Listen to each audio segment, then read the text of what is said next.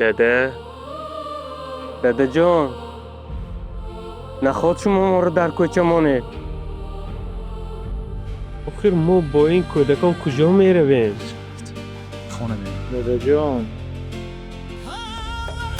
ما رو میبخشه. داده جان بعد از بیمارتون ما فکر کردیم که شما داده جان ما رو میبخشید، ما خطا کردیم. التماس درک شوید داده جان، ما خطاگی ها میفهمید. شرمنده و شرم نمیدارید، با شرم نداشته بخش میپرسید. شما خانه اینه، شما پدر فروختید. چه خیلی گفتی سودی؟ تو فراموش نکن که گناهی تو از گناهی ما کمتر نه.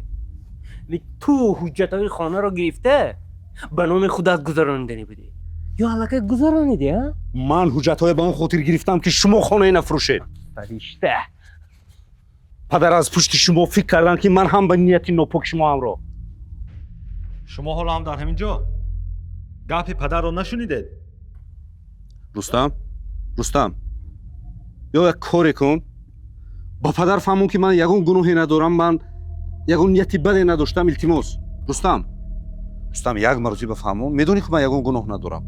روید از اینجا سگ زن یاری گرگ. من از تو این رو امید نداشتم. میرد روید، پدر شما رو دیدن نمیخوان. رفته خانه به اجاره گیرید، بعد میفهمید که نان بی‌منیت و سایه پدر چی ارزش داره. روید.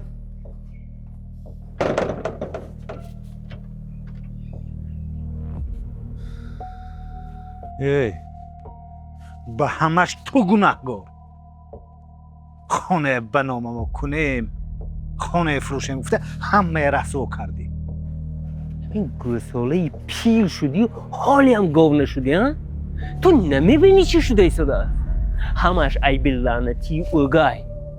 همین قدر وقت فرصت میپایی، همین که وقتش رسید پیداشت آمد، داروها را خرید، خودش را در نزد پدر شیرین کرده، ما را سیاه کرد، ما را از خانه برآورده پیش کردن و صاحب خانه شدن. این نقشه بای بود نه نقشه من. گپت راست.